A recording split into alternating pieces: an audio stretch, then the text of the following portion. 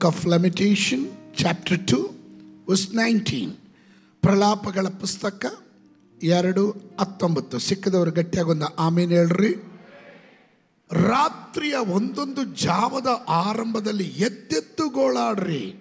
ನಿಮ್ಮ ಹೃದಯ ಸಾರವನ್ನು ನೀರನ್ನೋ ಎಂಬಂತೆ ಕರ್ತನ ಸಮ್ಮುಖದಲ್ಲಿ ಒಯ್ದು ಬಿಡ್ರಿ. ಪ್ರತಿಯೊಂದು ಬೀದಿಯ ಕೊನೆಯಲ್ಲಿ ಹಸಿವೆಯಿಂದ ಮೂರ್ಛೆ ಹೋಗಿರುವ ನಿಮ್ಮ ಮಕ್ಕಳ ಪ್ರಾಣವನ್ನು ಉಳಿಸಬೇಕೆಂದು ಕೈ ಎತ್ತಿ ಪ್ರಾರ್ಥಿಸ್ರಿ. 145ನೇ ಕೀರ್ತನೆ 4ನೇ ವಚನ. Psalms 145 verse 4, 4ನೇ ವಚನ. ಸಿಕ್ಕದವರು ಆಮೇಲೆ ಹೇಳ್ರಿ. ಜನರು ಪಾರಂಪರ್ಯವಾಗಿ ನಿನ್ನ ಕೃತ್ಯಗಳನ್ನು ಹೊಗಳುವರು, ನಿನ್ನ ಮಹತ್ ಕಾರ್ಯಗಳನ್ನು ವರ್ಣಿಸುವರು. ಕರ್ತನೇ, ಈ ವಚನಗಳಿಗಾಗಿ ಸ್ತೋತ್ರ ಹೇಳ್ತೇನೆ. ನಿನ್ನ ದಯೆ ಈ ವಚನದ ಮೇಲೂ ನಿನ್ನ ಜನರ ಮೇಲೂ ನೆಲೆಗೊಳ್ಳಲಿ. ಪರಿಶುದ್ಧಾತ್ಮನೇ, ನಿನ್ನ ಜನರೊಟ್ಟಿಗೆ ನೀನು ಮಾತನಾಡು. ಯೇಸುವಿನ ನಾಮದಲ್ಲಿ ಬೇಡ್ತೇನೆ ತಂದೆ, ಆಮೆನ್. ಇವತ್ತಿನ ನನ್ನ ಸಂದೇಶದ ಪೀಠಿಕೆ prayer for the next generation. ಮುಂದಿನ ತಲೆಮಾರಿಗಾಗಿ ಪ್ರಾರ್ಥನೆ. ಇವತ್ತಿನ ಈ ಸಂದೇಶದಲ್ಲಿ ಬಹಳ ಉದ್ವೇಗ ಏನು ಕಾಣೋದಿಲ್ಲ, ಆದರೆ ದೇರ್ ಈಸ್ ಸಮಥಿಂಗ್ ನಿಮ್ಮ ಜೀವನದಲ್ಲಿ ಯಾವಾಗಲೂ ನೆನಪಿಟ್ಟುಕೊಳ್ಳುವಂಥ ಕೆಲ ಕಾರ್ಯಗಳು ಇವತ್ತಿನ ಸಂದೇಶದಲ್ಲಿ ನಾನು ಹೇಳ್ತೀನಿ. ಶ್ರದ್ಧೆಯಿಂದ ಕೇಳಿದ್ರೆ ನಿಮಗೆ ಅರ್ಥ ಆಗುತ್ತೆ. ನೋಟ್ಸ್ ಬರ್ಕೊಳ್ಳೋರು ನೀವು ಬರ್ಕೊಳ್ರಿ, ಆದರೆ ನಿಮ್ಮ ಬಾಯಿ ಸ್ತೋತ್ರದಲ್ಲಿ ಇರಬೇಕು. ಅಂತರಿಕ್ಷ ಕೆಲವರು ನೋಟ್ಸ್ ಬರ್ಕೊಂಡ್ರೆ ಸ್ತೋತ್ರ ಹೇಳಲ್ಲ, ಕೆಲವರು ಸ್ತೋತ್ರ ಹೇಳಿದ್ರೆ ನೋಟ್ಸ್ ಬರ್ಕೊಳಲ್ಲ. ಇದು ಎರಡೂ ತಪ್ಪು, ಎರಡೂ ಮಾಡಬೇಕು. ಸ್ತೋತ್ರ ಬರಲಿಲ್ಲ. ಮೂರನೇ ಗುಂಪಿದ್ದಾರೆ ಸುಮ್ಗೆ ಸ್ತೋತ್ರ ಹೇಳಿ ಸೂತ್ರದಲ್ಲಿ ಹೋಗೋರು, ಅವರು ಅದು ದೊಡ್ಡ ತಪ್ಪು. ಸ್ತೋತ್ರ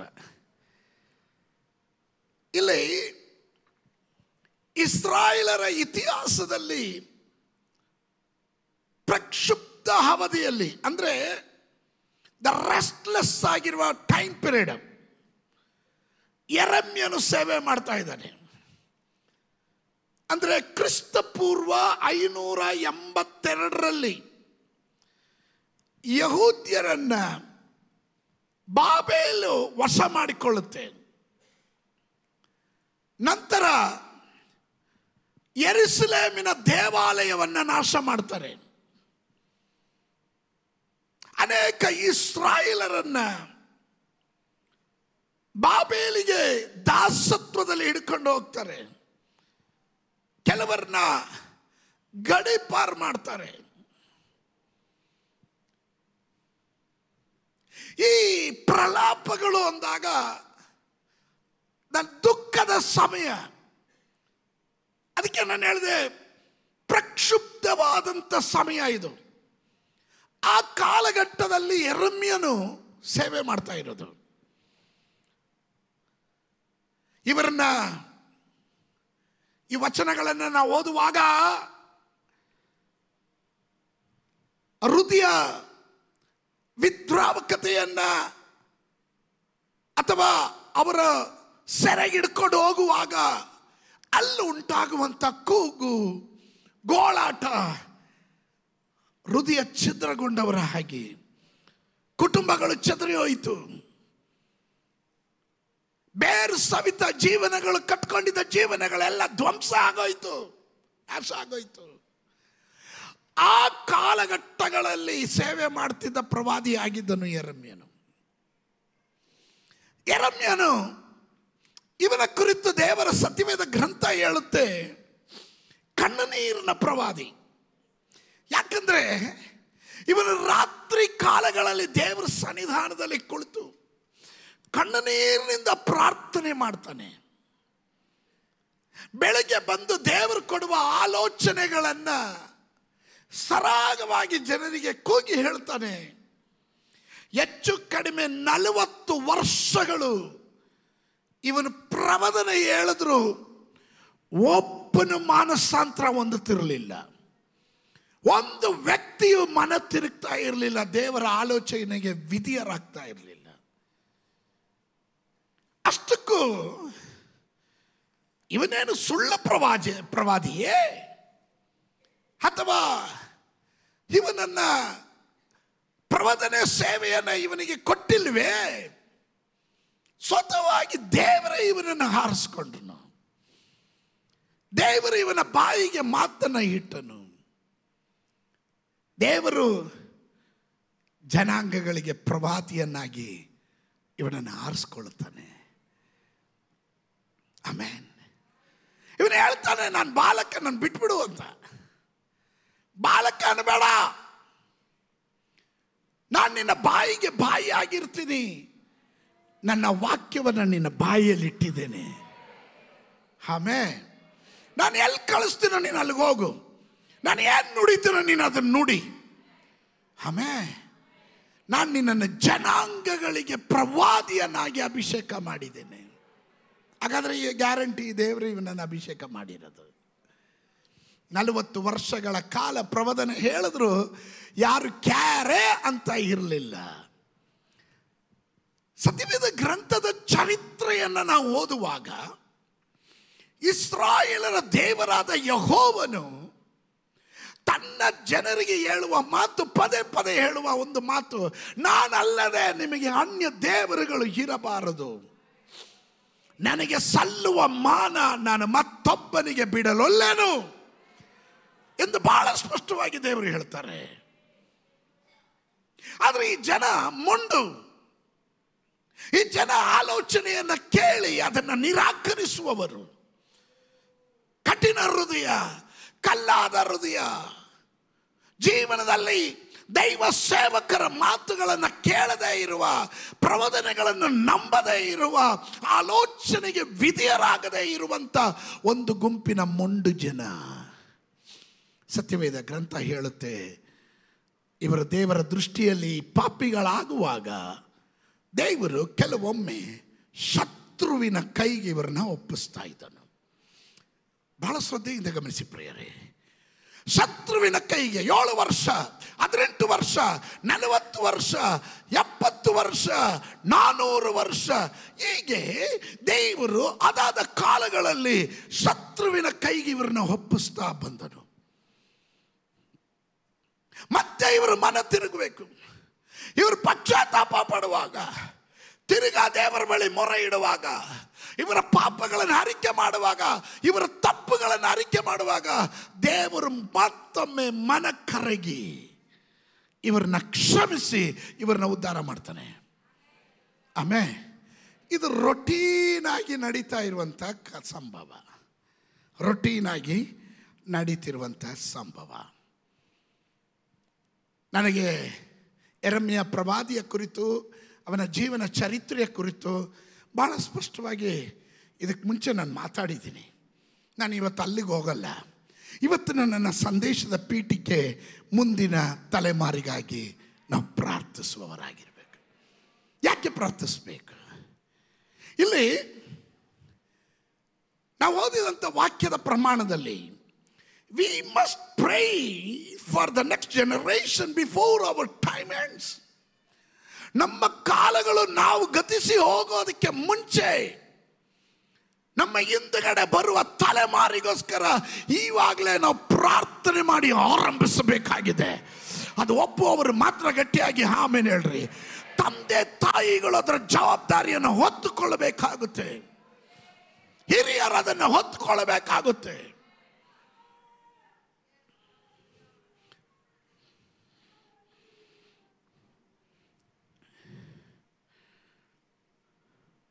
ಜನರು ಪಾರಂಪರ್ಯವಾಗಿ ನಿನ್ನ ಕೃತ್ಯಗಳನ್ನು ಹೊಗಳುವರು.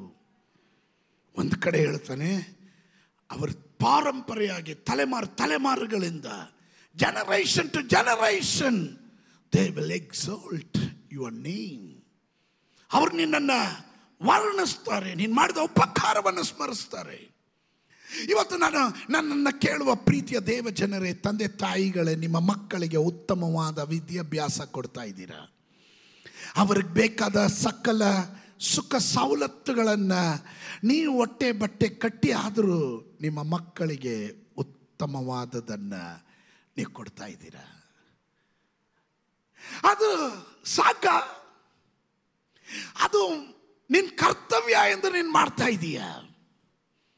ಆದರೆ ನಿನ್ನ ಜೀವನದಲ್ಲಿ ಒಂದು ಋಣ ಇದೆ, ನಿನ್ನ ತಲೆಮಾರಿಗಾಗಿ ನೀನು ಪ್ರಾರ್ಥನೆ ಮಾಡಬೇಕು ಎನ್ನುವುದು.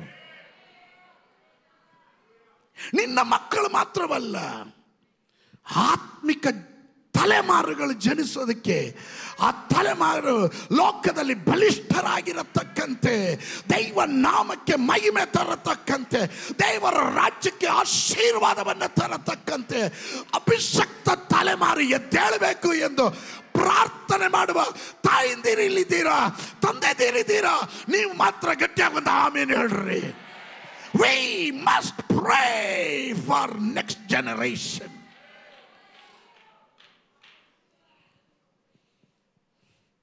Don't think everything is granted.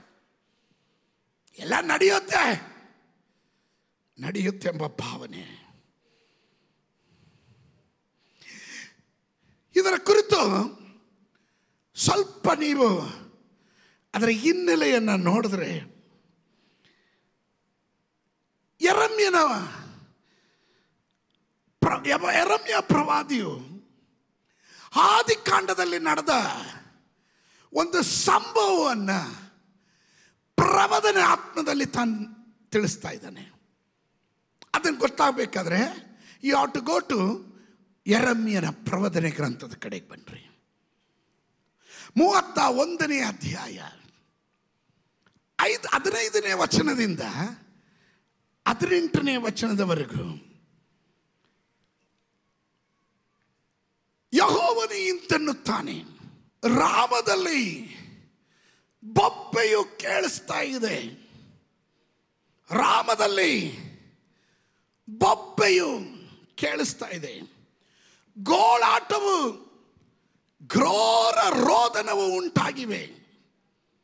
ರಾಹೇಲಳು ತನ್ನ ಮಕ್ಕಳಿಗೋಸ್ಕರ ಅತ್ತತ್ತು ಅವರು ಇಲ್ಲದೆ ಹೋದದಕ್ಕಾಗಿ ಸಮಾಧಾನ ಹೊಂದಲೊಲ್ಲದೆ ಇದ್ದಾಳೆ. ಯೆಹೋವನು ಇಂತೆನ್ನುತ್ತಾನೆ, ನಿನ್ನ ಧ್ವನಿಯು ಗೋಳಾಗದಿರಲಿ, ನಿನ್ನ ಕಣ್ಣು ನೀರು ಸುರಿಸದಿರಲಿ, ನಿನ್ನ ಪ್ರಯಾಸವು ಸಾರ್ಥಕವಾಗುವುದು. ಇದು ಯೆಹೋವನ ನುಡಿ.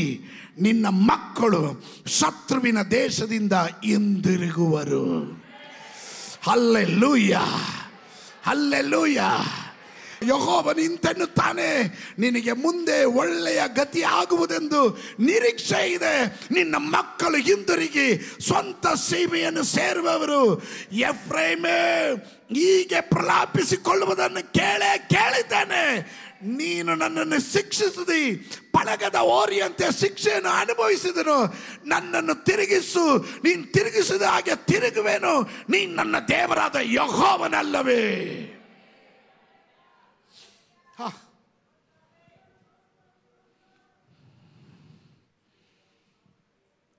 ರಾಹೇಲಳು ತನ್ನ ಮಕ್ಕಳಿಗೋಸ್ಕರವಾಗಿ ಹತ್ತತ್ತು ಅಳುತ್ತಾ ಇರುವ ಸಂದರ್ಭ, ಗೋಳಾಡುತ್ತಿರುವ ಸಂದರ್ಭ. ಇವತ್ತು ನನ್ನನ್ನು ಕೇಳ್ತಾ ಇರುವವರು ಯಾರಾದರೂ ಇದರ ಒಳಗಡೆ ತಲೆಮಾರಿಗಾಗಿ ನೊಂದು ಅಳುತ್ತಾ ಇರೋರು ಇದ್ದೀರಾ?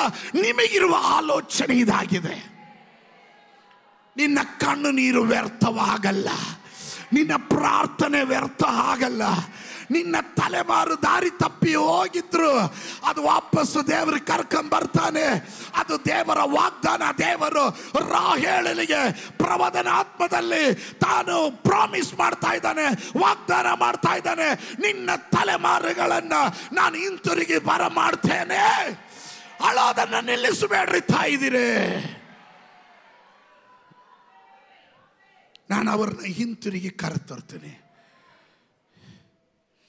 God's promise of hope and restoration. ದೇವರು ವಾಗ್ದಾನ ಮಾಡ್ತಾ ಇದ್ದಾನೆ, ನಾನು ಅವ್ರನ್ನ ಪುನಃ ಸ್ಥಾಪಿಸ್ತೇನೆ. ನೀವು ನನ್ನ ಜೊತೆ ಇದ್ದೀರಾ? ಶ್ರದ್ಧೆಯಿಂದ ಕೇಳ್ರಿ.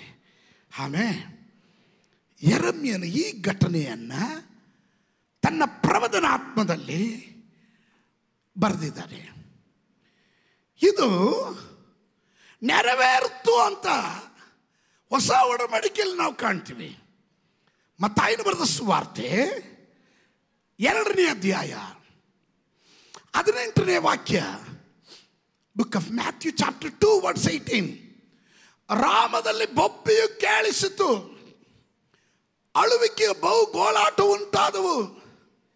ರಾಹೇಳು ತನ್ನ ಮಕ್ಕಳಿಗೋಸ್ಕರ ಅತ್ತತ್ತು ಅವರಿಲ್ಲದೆ ಹೋದದಕ್ಕಾಗಿ ಸಮಾಧಾನ ಹೊಳ್ಳದೆ ಇದ್ದಳು ಎಂಬುದು ಈ ಪ್ರವದನೆ ಹೊಸ ಒಡಂಬಡಿಕೆಯಲ್ಲಿ ನೆರವೇರ್ತಾ ಇದೆ. ಇದು ಯಾವ ಸಂದರ್ಭದಲ್ಲಿ ಹೇಳ್ತಾ ಇರೋದಂದ್ರೆ, ಯೇಸು ಕ್ರಿಸ್ತನ ಜನನ. ಎಫ್ರಾತ್, ಬೆತ್ಲೆಹೇಮ್ ಚಿಕ್ಕ ಗ್ರಾಮ. ಆ ಗ್ರಾಮದಲ್ಲಿ ಲೋಕದ ರಕ್ಷಕನು ಅರಸನು ಹುಟ್ಟುತ್ತಾನೆ ಎಂಬ ವಾರ್ತೆ ಜೋಯಿಸರು ಬಂದು ಹೇರೋದನ ಬಳಿ ಕೇಳುವಾಗ, ಹೇರೋದನ್ ನಾನಲ್ಲದ ಇನ್ಯಾರಾದರೂ ಅರಸನು ಹುಟ್ಟಿದಾನೋ? ದೇವರು ತಕ್ಷಣವಾಗಿ ಜೋಯಿಸರನ್ನ ಅಲ್ಲಿಂದ ಜಾಗ ಖಾಲಿ ಮಾಡಿಸಿದ್ನು. ಹೇರೋದನಿಗೆ ಗೊತ್ತಾಯಿತು, ಜೋಯಿಸರು ನನಗೆ ಮೋಸ ಮಾಡಿದ್ರು. ಹೇರೋದನ್ ಅವನೊಂದು ತೀರ್ಪನ್ನು ಕೊಟ್ಟನು. 2 ವಯಸ್ಸಿಗಿಂತ ಕೆಳಮಟ್ಟದಲ್ಲಿರುವಂಥ ಎಲ್ಲ ಶಿಶುಗಳನ್ನು, ಗಂಡು ಶಿಶುಗಳನ್ನು ಕೊಲ್ಲೋದಕ್ಕೆ ಅಪ್ಪಣೆ ಕೊಟ್ಟನು.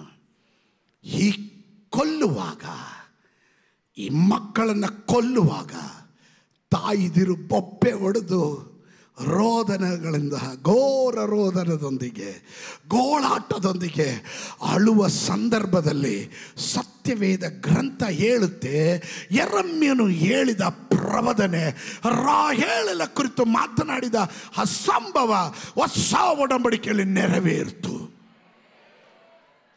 ಇದ್ದೀರಾ ನೀವು? ಅದು ನೆರವೇರಿತು.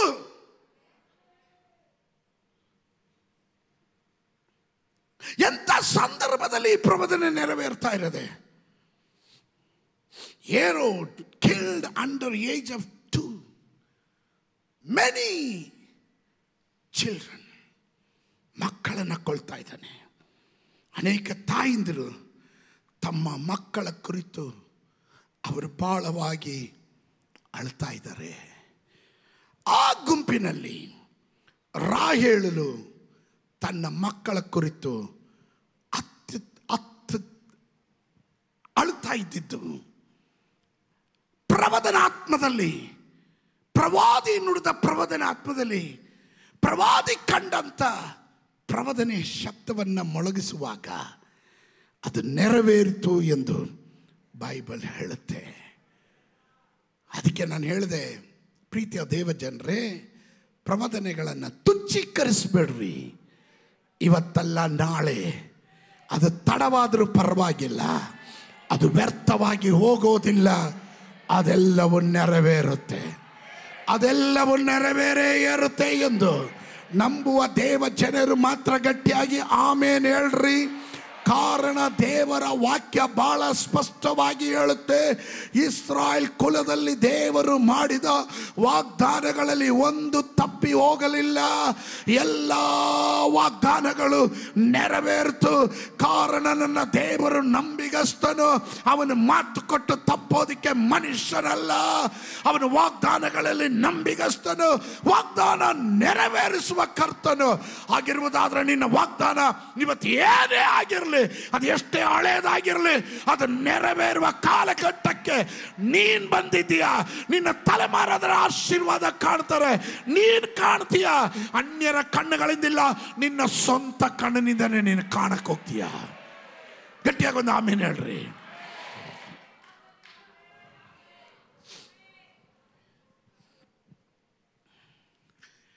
ಇಲ್ಲಿ ನಮ್ಮ ಮುಂದೆ ಇರುವಂತ ಪ್ರಶ್ನೆ, ರಾಹೇಲಳು ಯಾವಾಗ ಹತ್ತಿದ್ದು? ಎಲ್ಲಿ ಹತ್ತಿದ್ದು? ನಿಜವಾಗ್ಲೂ ರಾಹೇಲು ಹತ್ತಿದ್ಲೇ? ಪ್ರವಾದನೆ ಹೇಳುತ್ತದೆ ರಾಹೇಲು ಮಕ್ಕಳ ಕುರಿತು ಹತ್ತಳು ಎಂಬುದಾಗಿ. ಆಮೇಲೆ ಅದು ಸುಮ್ಮನೆ ಹತ್ತಲು ಅಂತಲ್ಲ, ಏನೋ 2 ತೊಟ್ಟು ಕಣ್ಣೀರು ಹಾಕಿದ್ಲು ಅಂತಲ್ಲ. ಗೋಳಾಟ, ಘೋರ ರೋದನೆಯ ಇದು ಅವಳ ಗೋಳಾಟದ ನಡುವೆ ದೇವರೊಂದು ವಾಗ್ದಾನ ಮಾಡ್ತಾ ಇದ್ದಾರೆ. ಸುಮ್ಮನೆ ಅಲ್ಲ. ಐ ವಾಸ್ ಥಿಂಕಿಂಗ್, ನನ್ನ ಮನಸ್ಸಿನಲ್ಲಿ ಅನೇಕ ಚಿಂತೆ ಹೋಯ್ತು. ನಿನ್ನ ಹೃದಯದಲ್ಲಿ ಭಾರ ಹೊಂದುವಾಗ, ತುಂಬ ನೋವು ಅನುಭವಿಸುವಾಗ ನಿನಗೆ ಕೆಲವೊಮ್ಮೆ ಪದಗಳು ಬರಲ್ಲ. ಬಿಕ್ಕಿ ಬಿಕ್ಕಿ ಅಳಬಹುದು, ಎದೆ ಒಡೆದು ಅಳಬಹುದು, ಯಾರು ನನಗೆ ಸಹಾಯ ಇಲ್ಲ ಎಂದು ಅಳಬಹುದು. ಆದರೆ ಆ ಸಂದರ್ಭಗಳಲ್ಲಿ ದೇವರು ನಿನಗೆ ಪ್ರಾಮಿಸ್ ಮಾಡ್ತಾನೆ, ವಾಗ್ದಾನ ಮಾಡ್ತಾನೆ. ಯಾರೆಲ್ಲ ಮರೆತರು ನಾನು ನಿನ್ನನ್ನು ಮರೆಯಲ್ಲ, ಯಾರೆಲ್ಲ ತೊರೆದರು ನಾನು ನಿನ್ನನ್ನು ತೊರೆಯೋದಿಲ್ಲ, ಯಾರೆಲ್ಲ ನಿನ್ನನ್ನು ಅವಮಾನ ಮಾಡಿದರು, ನಿಂದಿಸಿದರು, ಪರಿಹಾಸ ಮಾಡಿದರು, ನಂಬಿದವರಿಗೆ ಕೈ ಬಿಟ್ಟರು, ಅಲ್ಲೆಲ್ಲೂಯ್ಯ ನಾನು ನಿನ್ನನ್ನು ತೊರೆಯೋದಿಲ್ಲ. ಎತ್ತ ತಂದೆ ತಾಯಿಗಳು ನಿನ್ನನ್ನು ತೊರೆದರು, ನಾನು ನಿನ್ನನ್ನು ತೊರೆಯೋದಿಲ್ಲ.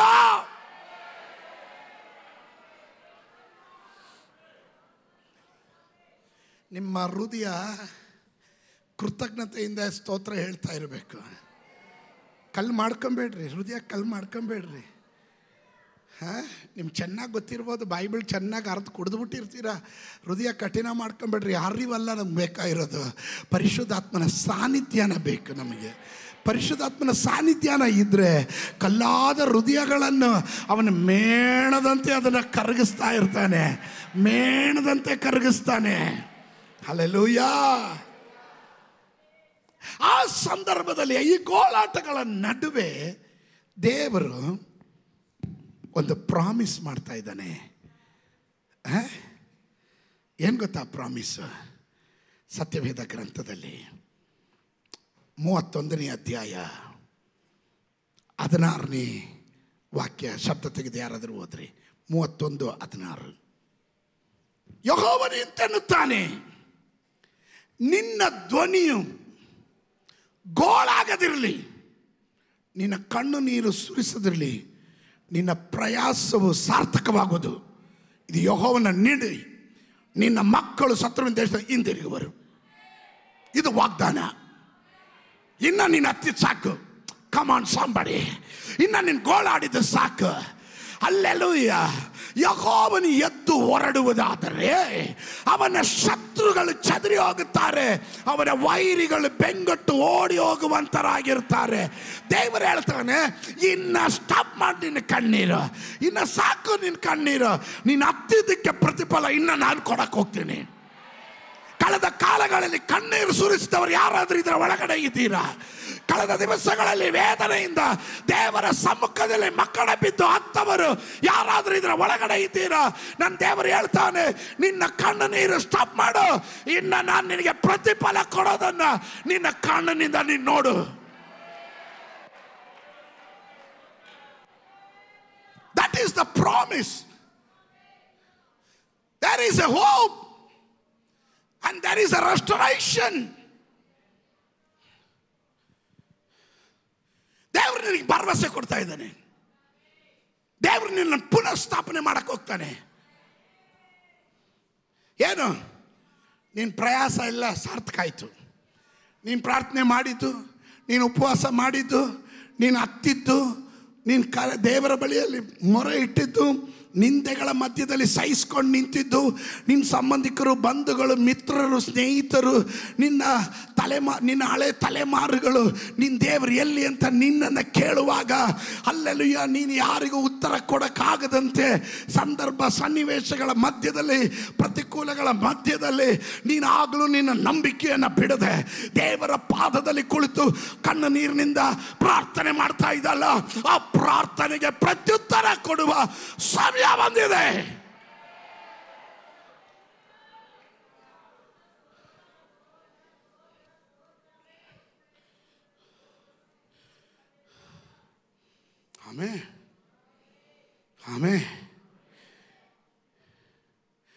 ಇದು ಯಾವಾಗ ಸಂಭವಿಸ್ತು ಅಂತ ಕಾಣಬೇಕಂದ್ರೆ ನೀವು ನೇರವಾಗಿ ಆದಿಕಾಂಡ ಪುಸ್ತಕ 35ನೇ ಅಧ್ಯಾಯಕ್ಕೆ ಬರಬೇಕು. 35ನೇ ಅಧ್ಯಾಯಕ್ಕೆ ಬರಬೇಕು. ಈ 35ನೇ ಆದಿಕಾಂಡ ಪುಸ್ತಕದ 35ನೇ ಅಧ್ಯಾಯ ಅಂದರೆ ಸ್ವಲ್ಪ ಗಮನಿಸಿ ಪ್ರಿಯರೇ, ಆ ಒಂದು ಅಧ್ಯಾಯದಲ್ಲಿ ಒಂದು ಜನನ, 3 ಮರಣ. ಸ್ತೋತ್ರ. ಆ ಒಂದು ಅಧ್ಯಾಯದಲ್ಲಿ ಒಂದು ಜನನ, 3 ಮರಣಗಳು ಸಂಭವಿಸಿರುವ ಅಧ್ಯಾಯಗಳದು. ಒಂದೇ ವ್ಯಕ್ತಿ 3 ಜನರ ಶವ ಸಂಸ್ಕಾರ ಮಾಡ್ತಾ ಇದ್ದಾನೆ. ಯಾರು ಆ ವ್ಯಕ್ತಿ? 3 ಶವ ಸಂಸ್ಕಾರ ಮಾಡಿದಂಥ ವ್ಯಕ್ತಿ ಹೆಸರು ಯಾಕೋಬ. ಯಾರ್ಯಾರು 3 ಶವ ಸಂಸ್ಕಾರ ಮಾಡಿದ 3 ವ್ಯಕ್ತಿಗಳು ಯಾರ್ಯಾರು? ಒಂದು ರೆಬೆಕ್ಕಳ ದಾದಿಯಾದ, ರೆಬೆಕ್ಕಳ ನರ್ಸ್. ದಾದಿ ಅಂದರೆ ನರ್ಸ್. ಈಗಿನ ಭಾಷೆಯಲ್ಲಿ ಹೇಳಿದ್ರೆ ನಿಮ್ಗೆ ಅರ್ಥ ಆಗೋದು. ದಾದಿ ಅಂತೆಲ್ಲ ಹೇಳಿದ್ರೆ ಏನು ಅರ್ಥ ಆಗಲ್ಲ. ನರ್ಸ್ ಅಂತಾರೆ, ಉಪಚಾರ ಮಾಡೋರು, ಸೇವಕರು, ದಾಸಿಯರು, ದಾದಿಯರು. ಇನ್ನೇನಾದ್ರೂ ಬೇಕಾ? ರೆಬೆಕ್ಕ ಯಾರು? ಯಾಕೋಬನ ತಾಯಿ. ರೆಬೆಕ್ಕಳ ದಾಸಿ ಆದವಳು ದೆಬೋರಳು.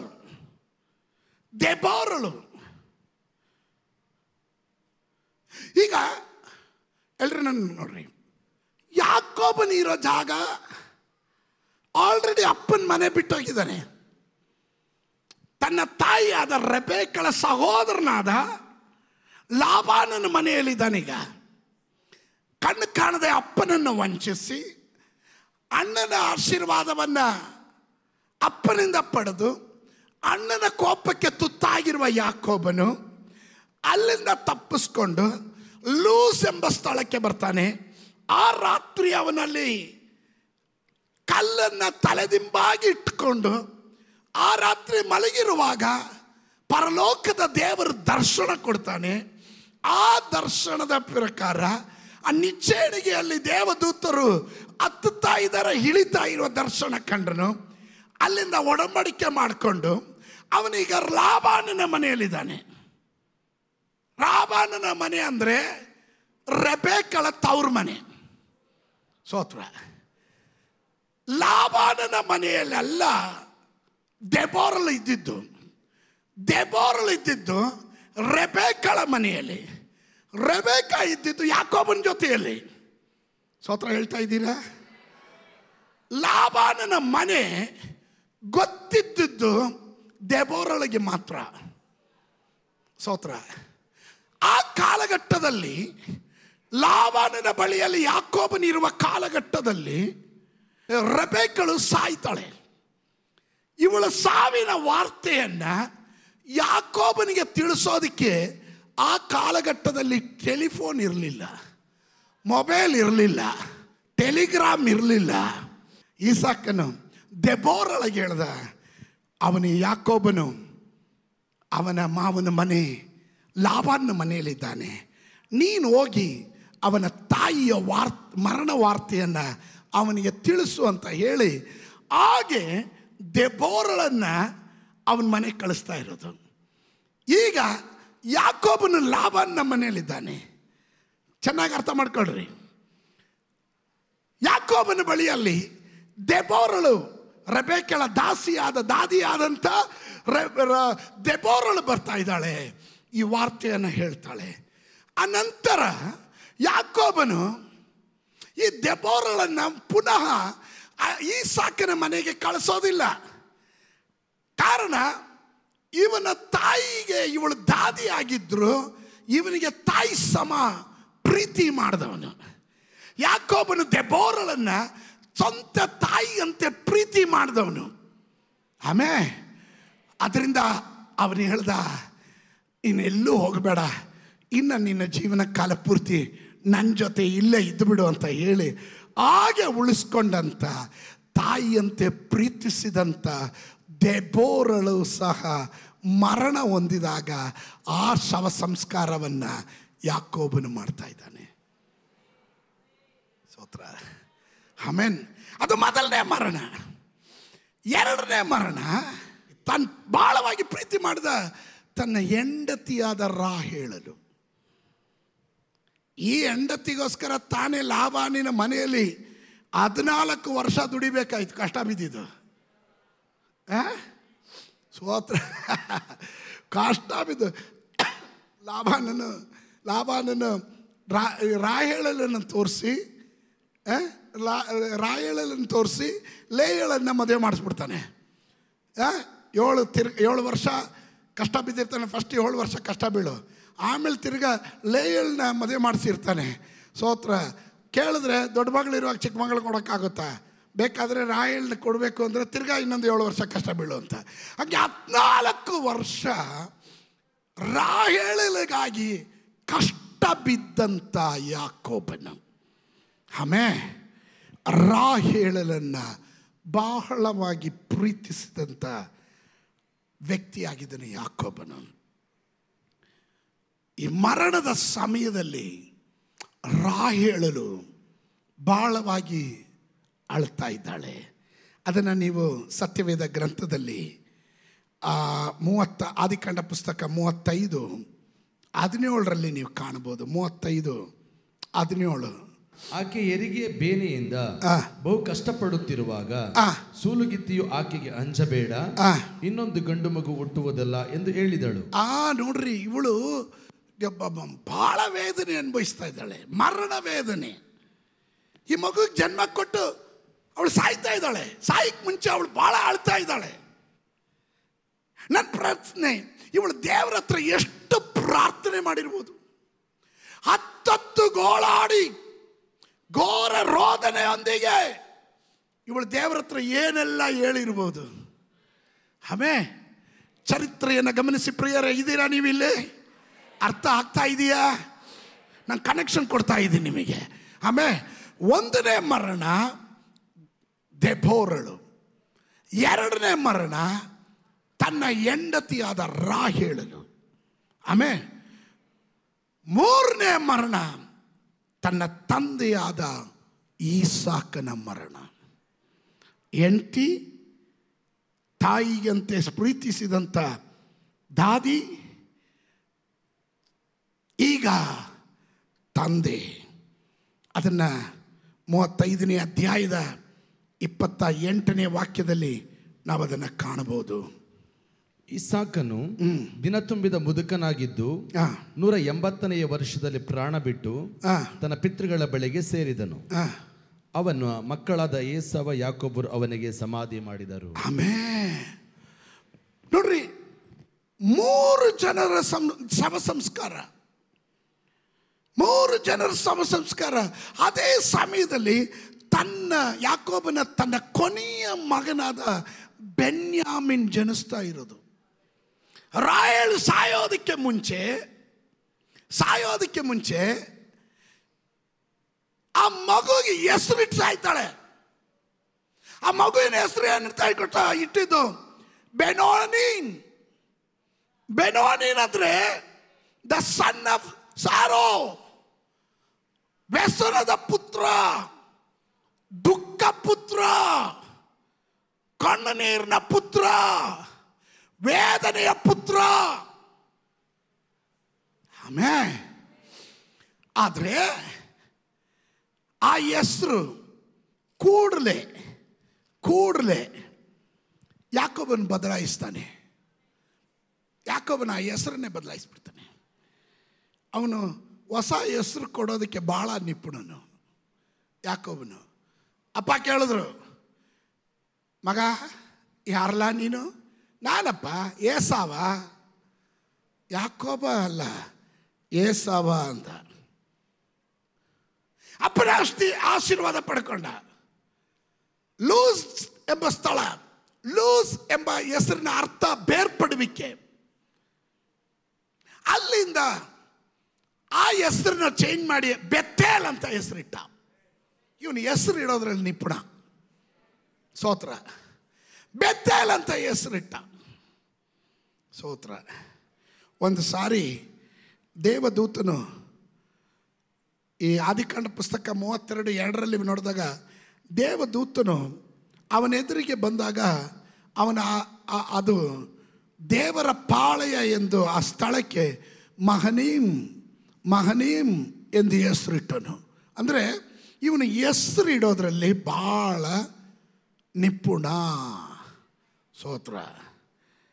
ತಾಯಿ ಬೆನೋನಿನ್ ಎಂದು ಹೆಸರಿಟ್ಟಾಗ ಅವನು ತಕ್ಷಣವಾಗಿ ಆ ಮಗುವಿಗೆ ಹೆಸರಿಡ್ತಾ ಇದ್ದಾನೆ ಬೆನ್ಯಾಮೀನ್ ಅಂತ. ಬೆನ್ಯಾಮೀನ್ ಅಂದರೆ the son of right hand, ನನ್ನ ಬಲಗೈ. ಸ್ತೋತ್ರ. ಆಮೇಲೆ the son of right hand. ಅಮ್ಮ ಹೆಸರಿಟ್ಲು ಬೆನೋನಿನ್, ವ್ಯಸನ ಪುತ್ರ. ಅವನು ಚೇಂಜ್ ಮಾಡ್ದ. ಈ ಒಂದು ಹೆಸರು ಅಪ್ಪ ಇಟ್ಟಂತ ಆ ಹೆಸರಿನ ಮೂಲಕ ಅವನ ಜೀವನ ಚರಿತ್ರೆಯ ಬದಲಾವಣೆ ಆಯಿತು. ಇವತ್ತು ಯಾರೋ ಎಲ್ಲೋ ಏನೋ ನಿನ್ನನ್ನು ನತದೃಷ್ಟಿ ಉಳ್ಳವಳು ಅಂತ ಹೇಳಿ ಶಾಪ ಹಾಕಿ ನಿನ್ನನ್ನು ನಿಂದಿಸಿ ಹಾಕಿರ್ಬೋದು, ನಿನ್ನನ್ನು ಶಾಪಕ್ಕೆ ತಳ್ಳಿರ್ಬೋದು, ನಿನ್ನ ಜೀವನವು ಅದೇ ರೀತಿ ಸಾಗುತ್ತಾ ಇದ್ದಿರಬಹುದು. ಆದರೆ ಇವತ್ತು ಅಪ್ಪ ನಿನಗೊಂದು ಹೊಸ ಹೆಸರನ್ನು ಕೊಡೋದಾದ್ರೆ ನಿನ್ನ ಚರಿತ್ರೆ ಬದಲಾವಣೆ ಆಗುತ್ತೆ. ಗಮನಿಸ್ರಿ, ಇವನ ಚರಿತ್ರೆ ಒಂದು ಹೆಸರಿನಿಂದ ಬದಲಾವಣೆ ಆಗ್ತಾ ಇದೆ. The son of right hand. ಈ ತಾಯಿ ಸಾಯುವ ಸಮಯದಲ್ಲಿ ಅವಳು ಬಹಳ ವೇದನೆ ಅನುಭವಿಸಿ ಬಂದಾಗ ದೇವರ ಬಳಿಯಲ್ಲಿ ಬಹಳವಾಗಿ ಹತ್ತತ್ತು ಇವಳು ಪ್ರಾರ್ಥಿಸಿರಬೇಕು. ಒಂದು ಪಕ್ಷ ಏನು ಪ್ರಾರ್ಥಿಸಿರ್ಬೋದು ಯೋಚನೆ ಮಾಡ್ರಿ. ಅವಳು ದೇವರ ಬಳಿಯಲ್ಲಿ ಏನಂತ ಪ್ರಾರ್ಥನೆ ಮಾಡಿರ್ಬೋದು ನೋಡ್ರಿ. ಲೇಯಳಿಗೂ ಮಕ್ಕಳಾಯಿತು, ರಾಹೇಲಳಿಗೆ ತಡವಾಗಿ 2 ಮಕ್ಕಳು ಹುಟ್ಟಿದ್ದು. ಮೊದಲನೇ ಮಗ ಯೋಸೇಫನು, 2ನೇ ಮಗ ಬೆನ್ಯಾಮಿನನು. ಆಮೇಲೆ ಅದೇ ಸಮಯದಲ್ಲಿ ಲೇಯಳಿಗೆ ರೂಬನ್ ಹುಡ್ತಾನೆ, ಯಹೂದ ಹುಡ್ತಾನೆ, ಸಿಮಿಯೋನ್ ಹುಡ್ತಾನೆ, ಲೇವಿ ಹುಡ್ತಾನೆ. ಆಮೇಲೆ ಇವಳಿಗೆ ತಡವಾಗಿ ಮಕ್ಕಳಾಗ್ತಾ ಇರೋದು. ಈ ಕುಟುಂಬಗಳಲ್ಲಿ, ಮನೆಗಳಲ್ಲಿ ಆಗಿನ ಕಾಲದ ಚರಿತ್ರೆಯನ್ನು ನೋಡುವಾಗ ಆ ಕುಟುಂಬದಲ್ಲಿ ಪ್ರಧಾನವಾದ 4 ಸ್ಥಾನಗಳಿರ್ತಿತ್ತು. ಆ 4 ಸ್ಥಾನಗಳು: ಒಂದು ಜನ್ಮಸಿದ್ಧ ಹಕ್ಕು, 2 ರಾಜಸ್ಥಾನ, 3 ಯಾಜಕತ್ವದ ಸ್ಥಾನ, 4 ರಾಜ್ಕುಮಾರನ ಸ್ಥಾನ. ಆಮೇನ್. ಈ 4 ಸ್ಥಾನಗಳನ್ನು ಕುಟುಂಬದಲ್ಲಿ ಮೀಸಲಾಗಿಟ್ಟಿರ್ತಾರೆ. ಈ 4 ಸ್ಥಾನಗಳು ರಾಹೇಲಳ ಮಕ್ಕಳಿಗೆ ಸಿಗಲಿಲ್ಲ. ಸಿಕ್ಕಿದ್ದ 4 ಸ್ಥಾನಗಳು ಲೇಯಳ ಮಕ್ಕಳಿಗೆ. ಹಲೋ, ಇದ್ದೀರಾ? ಒಂದನೇದಾಗಿ ಜ್ಯೇಷ್ಠ ಪುತ್ರನ ಅವಕಾಶ, ಜನ್ಮಸಿದ್ಧ ಹಕ್ಕು. ರೂಬನ್ ಮೊದಲನೇ ಮಗ, ಅವನಿಗೆ ಹೋಯ್ತು. ದಟ್ಸ್ ಅ ಬರ್ತ್ ರೈಟ್, ಅವನಿಗೆ ಸಿಕ್ತು. 2 ರಾಜಸ್ಥಾನಕ್ಕೆ ಬರೋದಕ್ಕೆ ಯಹೂದ ಆಯ್ಕೆ ಆದನು. ಯಾಜಕತ್ವ ಸ್ಥಾನಕ್ಕೆ ಲೇವಿ ಬಂದ. ರಾಜಕುಮಾರನ ಸ್ಥಾನಕ್ಕೆ ಸಿಮಿಯೋನ್ ಬಂದ. ಇವರೆಲ್ಲ ಲೇಯಳ ಮಕ್ಕಳೇ. ಸ್ತೋತ್ರ. ಇವರೆಲ್ಲ ಲೇಯಳ ಮಕ್ಕಳೇ. ರಾಹೇಲಳು ಸಾಯೋ ಟೈಮಲ್ಲಿ ಅವಳು ಪ್ರಾರ್ಥನೆ ಮಾಡಿರಬೇಕು.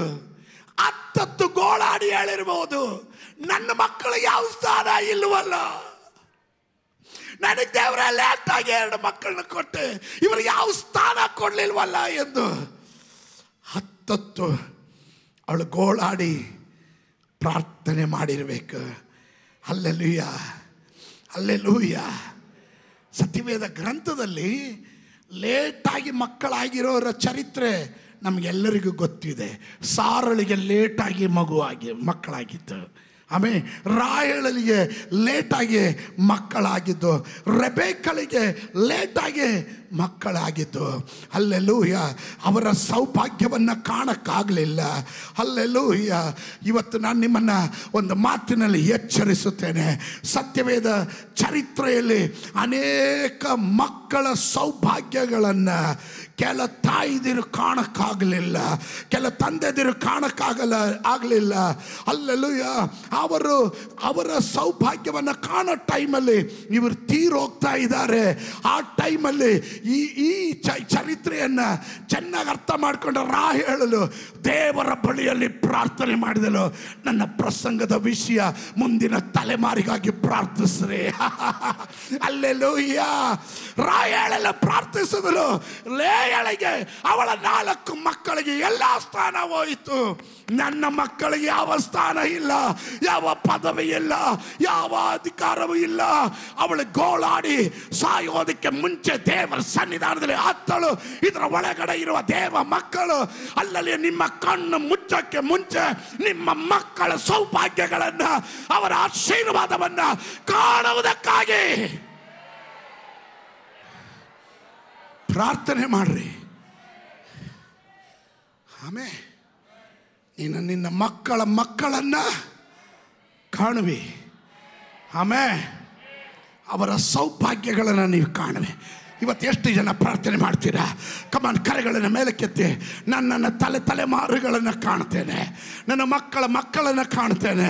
ಅಲ್ಲಲ್ಲಿ ಅವರ ಉದ್ಧಾರವನ್ನು ಕಾಣ್ತೇನೆ, ಅವರ ಆಶೀರ್ವಾದವನ್ನು ಕಾಣ್ತೇನೆ, ಅವರ ಸಮಾಧಾನವನ್ನು ಕಾಣ್ತೇನೆ. ನಿನ್ನ ಮಕ್ಕಳ ಸಮಾಧಾನ ಅದು ಬಹಳ ದೊಡ್ಡದಾಗಿರುತ್ತದೆ. ಇವತ್ತು ಯೇಸುವಿನ ನಾಮದಲ್ಲಿ ನಾನು ಪ್ರವದಿಸ್ತಾ ಇದ್ದೇನೆ. ಕಣ್ಣು ನೀರಿನಿಂದ ಪ್ರಾರ್ಥನೆ ಮಾಡುವ, ಮುಂದಿನ ತಲೆಮಾರಿಗಾಗಿ ಪ್ರಾರ್ಥಿಸುವ ತಂದೆದಿರೇ, ತಾಯಿದಿರೇ, ನಿಮ್ಮ ಮಕ್ಕಳ ಭವಿಷ್ಯ ಅದು ಉಜ್ವಲವಾಗಿರುತ್ತೆ. ಅದು ನಿನ್ನ ಕಣ್ಣಿನಿಂದ ನೀನು ಕಾಣ್ತೀಯ. ಅದು ನಿನ್ನ ಕಣ್ಣಿನಿಂದ ನೀನು ಕಾಣ್ತೀಯ.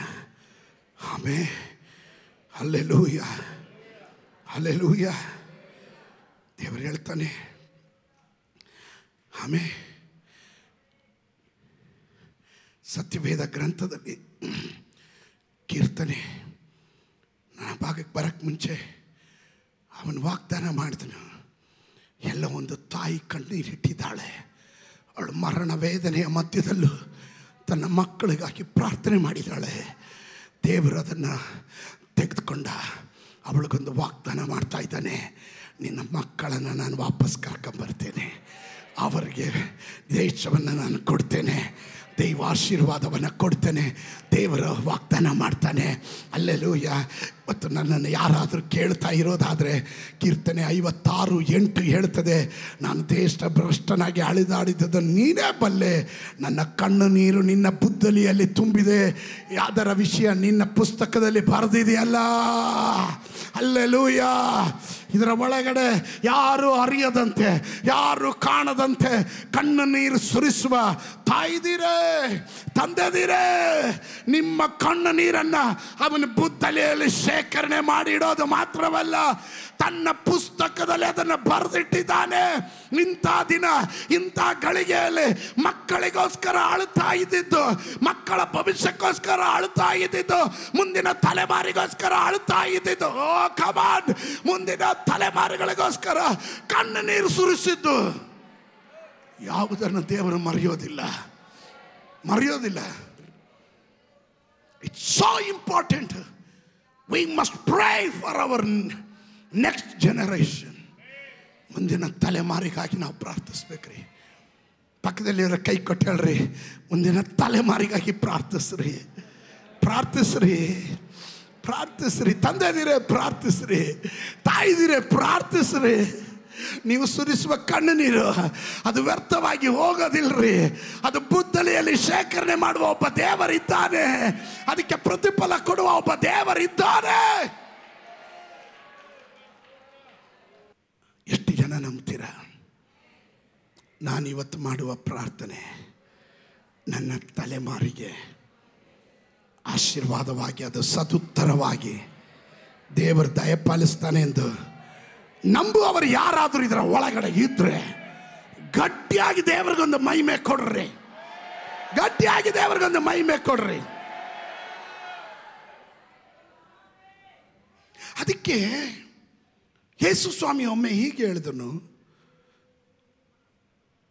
ಲೂಕನ ಸುವಾರ್ತೆ 23, 27 ಮತ್ತು 28ನೇ ವಚನ. ಜನರು, ಸ್ತ್ರೀಯರು ದೊಡ್ಡ ಗುಂಪಾಗಿ ಆತನ ಹಿಂದೆ ಬಂದರು. ಆ ಸ್ತ್ರೀಯರು ಎದೆ ಪಡ್ಕೊಳ್ಳುತ್ತಾ ಆತನ ವಿಷಯದಲ್ಲಿ ಗೋಳಾಡ್ತಾ ಇದ್ರು. ಯಾರ ವಿಷಯದಲ್ಲಿ? ಯೇಸು ಸ್ವಾಮಿಯ ಕುರಿತು, ಶಿಲುಬೆಯ ಮರಣದ ಕುರಿತು ಅವರು ಗೋಳಾಡ್ತಾ ಇದ್ರು. ಯೇಸು ಅವರ ಕಡೆಗೆ ತಿರುಗಿಕೊಂಡು, ಯೆರೂಸಲೇಮಿನ ಸ್ತ್ರೀಯರೇ, ನನಗೋಸ್ಕರ ಅಳಬೇಡ್ರಿ, ನಿಮಗೋಸ್ಕರವೂ ನಿಮ್ಮ ಮಕ್ಕಳಿಗೋಸ್ಕರ ಅಳ್ರಿ. ನಿಮಗೋಸ್ಕರವೂ ನಿಮ್ಮ ಮಕ್ಕಳಿಗೋಸ್ಕರ ಅಳ್ರಿ. ಹಲ್ಲೆಲೂಯಾ. This is where. ಇದನ್ನೇ ನಾನು ಹೇಳೋದು. ದೇವರನ್ನ ಸೇವಿಸುವ ತಲೆಮಾರು, ದೇವರನ್ನ ಸೇವಿಸದೇ ಇರುವ ತಲೆಮಾರು. ತಂದೆ ತಾಯಿಗಳು ಅವರು ತಮ್ಮ ತಲೆಮಾರಿಗಾಗಿ ಪ್ರಾರ್ಥಿಸದೆ ಹೋದರೆ ಅವರಿಗೆ ಈ ಲೋಕದಲ್ಲಿ ಆಗಲಿ ಪರಲೋಕದಲ್ಲಾಗಲಿ ಆಶೀರ್ವಾದ ಕಾಣಲ್ಲ. That's a reason I always mention this. ನಾನು ಯಾವಾಗಲೂ ಹೇಳುವಂಥ ಒಂದು ಮಾತು, ತಂದೆ ತಾಯಿಗಳನ್ನು ಸನ್ಮಾನಿಸ್ರಿ. ಅವರು ಬದುಕಿರುವಾಗ ಅವ್ರ ಕಡೆಯಿಂದ ತೆಗೆದುಕೊಳ್ಬೇಕಾದ ಆಶೀರ್ವಾದ ತಗೊಳ್ರಿ. Bless them. ಅವ್ರನ್ನ ಆಶೀರ್ವಾದ, ಅವರ ಹೃದಯ ತುಂಬಿ ಹಾರೈಸ್ತಾರಲ್ಲ, ಅದು ನಿನ್ನ ತಲೆಮಾರಿಗೂ ಆಶೀರ್ವಾದ. ಹಲೋ ಸೊಸೆದಿರು ಕೇಳ್ರಿ, ಅತ್ತೆದಿರಾಗಲಿ, ಅವರ ಆಶೀರ್ವಾದ ಪಡೆಯೋದಕ್ಕೆ ನೀವು ಶ್ರಮ ಪಡ್ರಿ. ಅದು ನಿನಗಲ್ಲ, ನಿನ್ನ ತಲೆಮಾರಿಗೆ ಆಶೀರ್ವಾದ. ಹೆಣ್ಮಕ್ಳು ಚೆನ್ನಾಗಿ ಶ್ರದ್ಧೆ ಕೊಡ್ರಿ, ಗಂಡು ಮಕ್ಕಳು ಚೆನ್ನಾಗಿ ಶ್ರದ್ಧೆ ಕೊಡ್ರಿ. ತಂದೆ ತಾಯಿಗಳಿಗೆ ವಯಸ್ಸಾಗ್ಬೋದು, ಅವರನ್ನು ತೊರಿಬೇಡ್ರಿ, ಅವ್ರನ್ನ ಆದರಣೆ ಮಾಡ್ರಿ, ಅವ್ರನ್ನ ಗೌರವಿಸ್ರಿ. ಅವರು ನಿಮ್ಮಷ್ಟು ವಿದ್ಯಾಭ್ಯಾಸ ಉಳ್ಳವರಾಗಿರಲ್ಲ, ನಿಮ್ಮಷ್ಟು ಸೌಂದರ್ಯ ಉಳ್ಳವರಾಗಿರಲ್ಲ, ಅವರು ನಿಮ್ಮಷ್ಟು ಎಲ್ಲ ಟಾಪ್ ಏನು ಡಾಮ್ ಡೂಮ್ ಡಯಾಡುಸ ಅಂತ ನಡೆಯೋರಾಗಿರಲ್ಲ. ಕೆಲವೊಮ್ಮೆ ಅವರ ಮಾತಿನಲ್ಲಿ ಏರ್ಪೇರು ಬರುತ್ತೆ. ಕೆಲವೊಮ್ಮೆ ಅವರು ಸಣ್ಣ ಮಕ್ಕಳ ಥರ ಎಲ್ಲ ಆಟ ನಡ್ಕೊಂಡ್ಬಿಡ್ತಾರೆ. ಆದರೂ ಪರವಾಗಿಲ್ಲ, ಎಲ್ಲ ಕ್ಷಮಿಸಿ ಪ್ರೀತಿ ಮಾಡಿ ಅವ್ರನ್ನ ಸನ್ಮಾನಿಸುವಾಗ ನಿನಗೆ ಗೊತ್ತಿಲ್ಲದೆ ನಿನ್ನ ಜೀವನದಲ್ಲಿ ನಿನಗೆ ದೀರ್ಘಾಯುಸ್ಸು ಉಂಟಾಗುತ್ತೆ. ನಿನ್ನ ಮಕ್ಕಳ ಜೀವನಕ್ಕೆ ದೇವರು ತನ್ನ ಪುಸ್ತಕದಲ್ಲಿ ಬರೆದಿಡ್ತಾನೆ.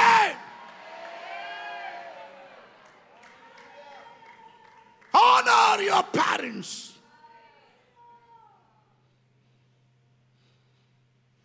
Blessing ಅಲ್ಲಿದ್ದಾರೆ. You think ಇವತ್ತು ನೀನು ಡಾಮ್ ಡೋಮ್, ನಾಳೆ ನಿನಗೂ ವಯಸ್ಸಾಗುತ್ತೆ.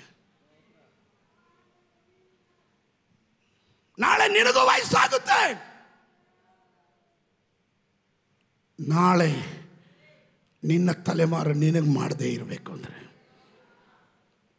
ದೇವ್ರ ಅಕೌಂಟ್ ಬರಿತಾ ಇದ್ದಾನೆ, ಎಲ್ಲ ಕ್ಯಾಲ್ಕುಲೇಟ್ ಮಾಡಿ ಬರಿತಾನೆ. ಆಮೇಲೆ ತಲೆಮಾರುಗಳಿಗಾಗಿ ಕಣ್ಣೀರು ಸುರಿಸ್ರಿ, ಪ್ರಾರ್ಥಿಸ್ರಿ. ಸತ್ಯವೇದ ಗ್ರಂಥ ಭಾಳ ಸ್ಪಷ್ಟವಾಗಿ ಹೇಳುತ್ತೆ, ನೀವು ನನಗೋಸ್ಕರ ಅಲ್ಲ, ನಿಮಗೋಸ್ಕರವೂ ನಿಮ್ಮ ಮಕ್ಕಳಿಗೋಸ್ಕರವೂ ಅಳ್ರಿ, ಪ್ರಾರ್ಥಿಸ್ರಿ. Pray, take time. ಅವರಿಗೆ ಫುಡ್ ಕೊಟ್ಟೆ, ಅವರಿಗೆ ಬಟ್ಟೆ ಕೊಟ್ಟೆ, ಅವ್ರಿಗೆ ಒಳ್ಳೆ ಹೆಸರು ಮಾಡಿದೆ, ವಿದ್ಯಾಭ್ಯಾಸ ಕೊಟ್ಟೆ, ಮತ್ತೊಂದು ಕೊಟ್ಟೆ, ಮಗದೊಂದು ಕೊಟ್ಟೆ, ಮನೆ ಕೊಟ್ಟೆ, ಆಸ್ತಿ ಮಾಡಿದೆ, ಗಾಡಿ ಕೊಟ್ಟೆ. ನೋ, ಇದೆಲ್ಲದಕ್ಕಿಂತ ಮಿಗಿಲಾಗಿ, ಅದು ಯಾವುದು ತಪ್ಪು ಅಂತ ನಾನು ಹೇಳ್ತಾ ಇಲ್ಲ, ನಿಮ್ಮ ತಲೆಮಾರಿಗಾಗಿ ನೀವು ಕೊಡೋದು ತಪ್ಪಲ್ಲ.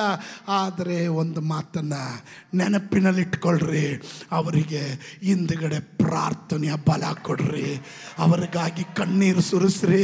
ಅವರು ಹೋಗುವ ಕಾಲೇಜುಗಳಲ್ಲಿ, ಅವರು ಹೋಗುವ ಹಾದಿಗಳಲ್ಲಿ ದೇವರು ಅವರನ್ನು ಕಾಪಾಡೋದಕ್ಕೆ, ಅವರನ್ನು ಸಂರಕ್ಷಣೆ ಮಾಡೋದಕ್ಕೆ, ನಾಶಕರವಾದ ಲೋಕದಲ್ಲಿ, ಅನಾಹುತಗಳು ತುಂಬಿರುವ ಈ ಲೋಕದಲ್ಲಿ ಯಾವುದೇ ಕೇಡು ಗಂಡಾಂತರಗಳು ಅವರಿಗೆ ಸಂಭವಿಸದಂತೆ, ಯಾವುದೇ ಕೆಟ್ಟ ಚಟಗಳಿಗೆ ಹೋಗಿ ಅವರು ಬೀಳದಂತೆ, ದೈವ ಕೃಪೆಯಲ್ಲಿ ಬೆಳೆದು, ದೇವರ ನಾಮದಲ್ಲಿ ಬೆಳೆದು, ದೇವಾಲಯದಲ್ಲಿ ದೀಪವನ್ನು ಉರಿಸುವ ಮುಂದಿನ ತಲೆಮಾರುಗಳಾಗಿ, ಮುಂದಿನ ಭವಿಷ್ಯದ ಪ್ರವಾದಿಗಳಾಗಿ, ಅಪೊಸ್ತಲರಾಗಿ, ಸುವಾರ್ತಿಕರಾಗಿ, ಬೋಧಕರಾಗಿ, ಉಪದೇಶಿಗಳಾಗಿ, ಅಭಿಷಕ್ತ ತಲೆಮಾರು ಆಗಿ ರೂಪಾಂತರ ಮಾಡು ಎಂದು ಪ್ರಾರ್ಥನೆ ಮಾಡುವ ತಂದೆ ತಾಯಿಗಳಿಗಾಗಿ ನಾನು ದೇವರಿಗೆ ಸ್ತೋತ್ರ ಮಾಡ್ತೇನೆ.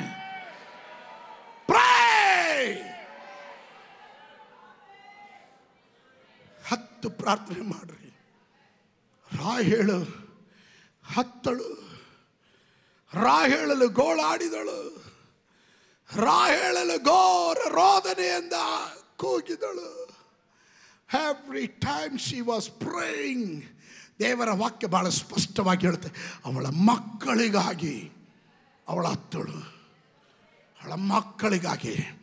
ಕರ್ನಾಟಕದಲ್ಲಿ ಆತ್ಮಿಕ ಬಂಧುಗಳೇ, ನೀನು ವಿಶ್ವಾಸಿ ಆದೆ, ನಿನ್ನ ಕುಟುಂಬ ರಕ್ಷಣೆ ಹೊಂದಲ್ಲ, ತೃಪ್ತಿ ಪಡಬೇಡ. ನೆಕ್ಸ್ಟ್ ಒಂದು ತಲೆಮಾರನ್ನ ಎಬ್ಬಿಸೋದಿಕ್ಕೆ ದೇವ ನಮ್ಮ ಪಟ್ಟಣದ ಉಜ್ಜೀವನಕ್ಕಾಗಿ, ನಮ್ಮ ಸಭೆಯ ಉಜ್ಜೀವನಕ್ಕಾಗಿ ನನ್ನ ತಲೆಮಾರು ಅದರಲ್ಲಿ ಮುಂಚೂಣಿಯಲ್ಲಿ ನಿಲ್ಲಬೇಕು ಎಂದು ಪ್ರಾರ್ಥಿಸೋರು ಯಾರಾದರೂ ಇದ್ದೀರಾ?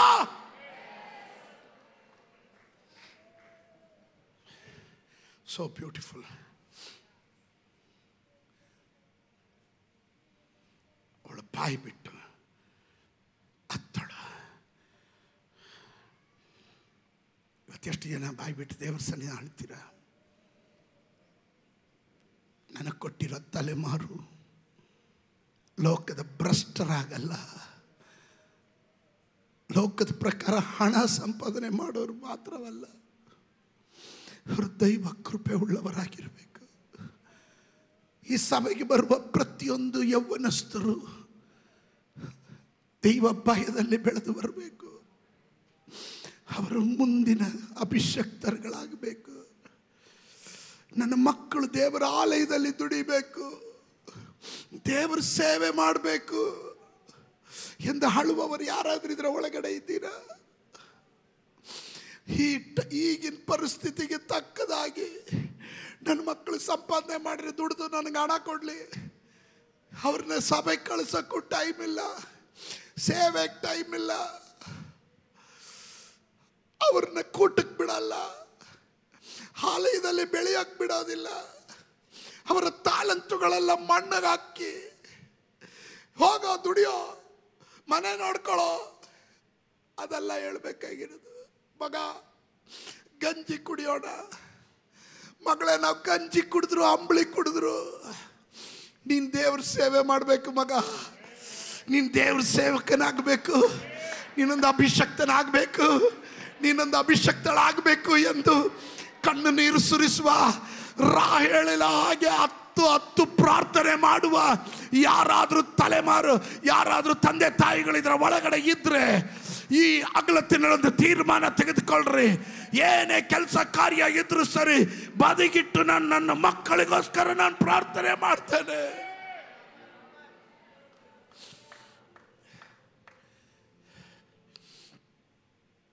ಮಕ್ಕಳ ಕೈ ತುಂಬ ಸಂಬಳ ತಂದು ಕೊಟ್ಟಾಗ ತಂದೆ ತಾಯಿಗಳು, ಎಷ್ಟೋ ತಂದೆ ತಾಯಿಗಳು ಅವರ ಆತ್ಮಿಕತೆ ಬಗ್ಗೆ ಮಾತಾಡೋದೇ ಇಲ್ಲ. ಅವನು ಹಿಂಜರಿದು ಹೋಗಿರ್ತಾನೆ, ಲೋಕದ ಪ್ರಕಾರ ಜೀವಿಸ್ತಾ ಇರ್ತಾನೆ, ಆಲಯಕ್ಕೆ ಬರೋದಿಲ್ಲ, ಆತ್ಮಿಕತೆ ಇರೋದೇ ಇಲ್ಲ. ಆದರೂ ಕೈ ತುಂಬ ಸಂಬಳ ತರೋದ್ರಿಂದ ತಂದೆ ತಾಯಿ ಬಾಯಿ ಮುಚ್ಕೊಂಡಿರ್ತೀರ.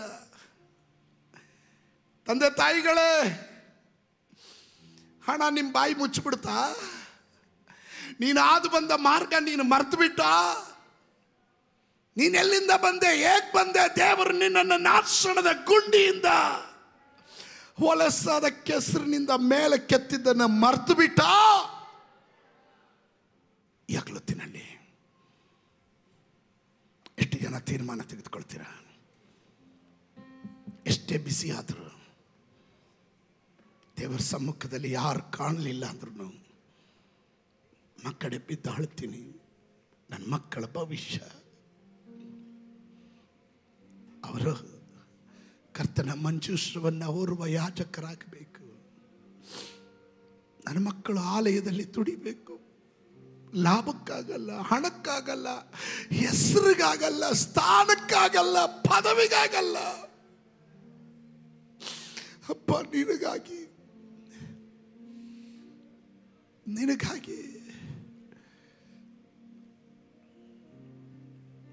ಆ ಸೇವೆಯ ಭಾರ,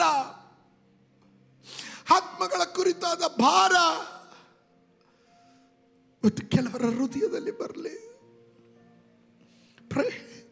ಐ ನೋ ಇವತ್ತು ನಾನೇನು ನಿಮ್ಮನ್ನ ಉದ್ವೇಗಕ್ಕೊಳಪಡಿಸುವ ಆಲೋಚನೆ ಎಲ್ಲ ಹೇಳಿದ್ದು.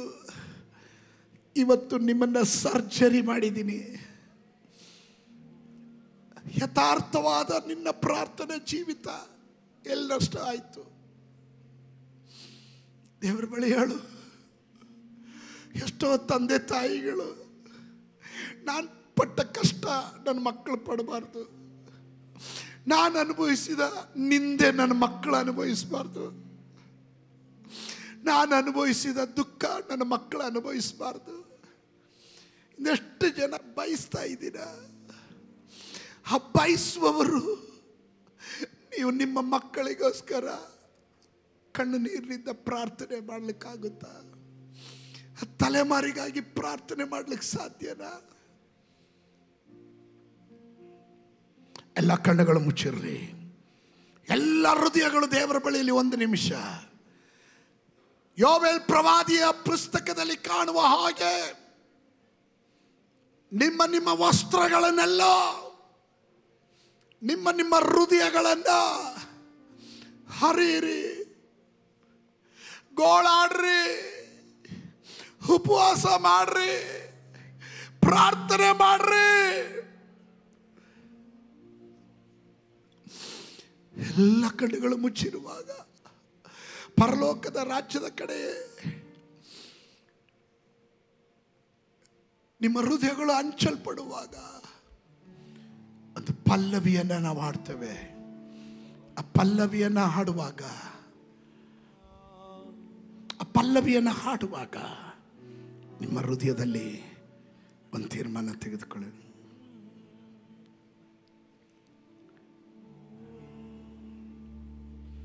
ಆತ್ಮಗಳ ಭಾರ ನನಗೆ ನೀಡಯ್ಯ, ಅಭಿಷೇಕದಿಂದ ನನ್ನ ತುಂಬಿಸಯ್ಯ. ಆತ್ಮಗಳ ಭಾರ ನನಗೆ ನೀಡಯ್ಯ, ಅಭಿಷೇಕದಿಂದ ನನ್ನ ತುಂಬಿಸಯ್ಯ. ಬದುಕಿದರು ನಿನಗಾಗಿಯೇ,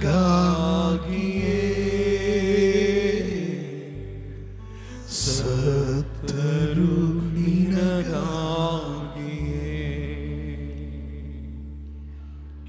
ಬದುಕಿದರು ನಿನಗಾಗಿಯೇ,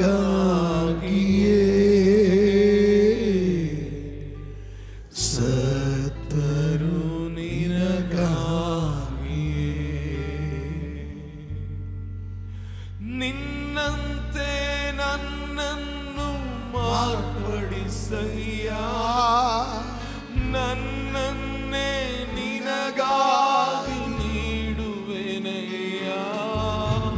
ನಿನ್ನಂತೆ ನನ್ನನ್ನು ಮಾರ್ಪಡಿಸಯ್ಯ, ನನ್ನನ್ನೇ ನಿನಗಾಗಿ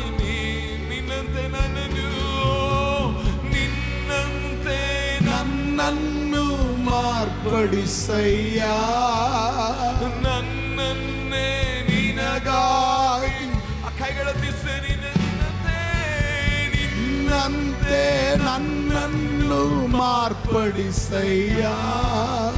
ನನ್ನನ್ನೇ ನಿನಗಾಗಿ ನೀಡುವೆನಯ್ಯ, ಬದುಕಿದರು ನಿನಗಾಗಿಯೇ, ಸತ್ತರು ನಿನಗಾಗಿ. ಯೋಶುವನು ಹೇಳ್ತಾನೆ, ನಾನು ನನ್ನ ಕುಟುಂಬ ಯೆಹೋವನನ್ನೇ ಸೇವಿಸ್ತೇವೆ. ನಾನು ನನ್ನ ಕುಟುಂಬ ಯೆಹೋವನನ್ನೇ ಸೇವಿಸ್ತೇವೆ. ಯಾರು ಹೆಂಗಾದ್ರೂ ಹೋಗ್ರಿ, ಆದರೆ ನಾವು ಮಾತ್ರ ತೆಗೆದುಕೊಂಡಿರೋ ತೀರ್ಮಾನದಿಂದ ನಾವು ಹಿಂಜರಿದು ಹೋಗೋದಿಲ್ಲ. ಯೋಶುವನು he was a great leader. ಅವನು ಈ ಬೆನ್ಯಾಮಿನ್ ಕುಲದಿಂದ ಬಂದವನು. ಅದಕ್ಕೆ ಅವನು ಹೇಳ್ದ, ನಾನು ನನ್ನ ಕುಟುಂಬ ಯೆಹೋವನನ್ನೇ ಸೇವಿಸ್ತೇವೆ. ಕಾರಣ ಅದರ ಹಿಂದ್ಗಡೆ ಒಂದು ತಾಯಿಯ ಕಣ್ಣುನೀರು ಬಿದ್ದಿದೆ. ಅದರ ಹಿಂದ್ಗಡೆ ದೇವರ ವಾಗ್ದಾನ ನೆಲೆ ನಿಂತಿದೆ. ನಿನ್ನಂತೆ ನನ್ನನ್ನು ಮಾರ್ಪಡಿಸಯ್ಯ, ನನ್ನನ್ನೇ ನಿನಗಾಗಿ ನೀಡುವೆನಯ್ಯ. ನಿನ್ನಂತೆ ನನ್ನನ್ನು ಮಾರ್ಪಡಿಸಯ್ಯ, ನನ್ನನ್ನೇ ನಿನಗಾಗಿ ನೀಡುವೆನಯ್ಯ. ಬದುಕಿದರು ನಿನಗಾಗಿಯೇ, ಸತ್ತರು ನಿನಗಾಗಿಯೇ. Lord, we commit ourselves. ಬದುಕಿದರು ನಿನಗಾಗಿಯೇ. As for me and my family will serve you, Lord. ನಾನು ನನ್ನ ಕುಟುಂಬ ನಿನ್ನ ಸೇವೆ ಮಾಡ್ತೀವಿ. ಪ್ರತಿಯೊಬ್ಬೊಬ್ಬರ ಪ್ರಾರ್ಥನೆ ಆಗಲಿ.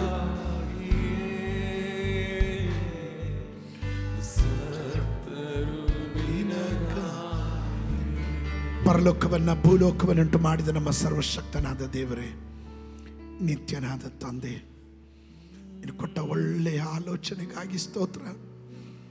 ಈ ಪಂಚಶತಮ ಭಾನುವಾರದಂತೂ ಪವಿತ್ರಾತ್ಮನ ಶಕ್ತಿ ಮಾತ್ರವಲ್ಲ, ಪವಿತ್ರಾತ್ಮನ ಸಾನ್ನಿಧ್ಯಾನವದೊಂದಿಗೆ ನಿನ್ನ ವಚನವನ್ನು ಧ್ಯಾನಿಸುವುದಕ್ಕೆ ಕೊಟ್ಟ ಕೃಪೆಗಾಗಿ ಸ್ತೋತ್ರ.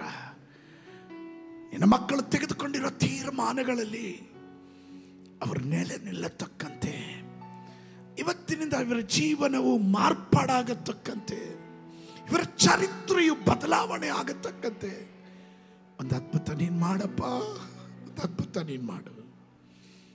ಸಮಾಧಾನವಾಗಿ ನಿನ್ನ ಜನರನ್ನ ಕಳಿಸ್ಕೊಡು. ಈ ವಾಕ್ಯಗಳು ಇವರ ಹೃದಯದಲ್ಲಿ ಆಳವಾಗಿ ಬೇರೂರಲಿ. ಯೇಸುವಿನ ನಾಮದಲ್ಲಿ ಬೇಡ್ತೇನೆ. ಜನ ಗಟ್ಟಿಯಾಗಿ ಹೇಳ್ರಿ, ಮತ್ತೊಮ್ಮೆ ಹೇಳ್ರಿ, ಮಗದೊಮ್ಮೆ ಹೇಳ್ರಿ, ಆಮೆನ್.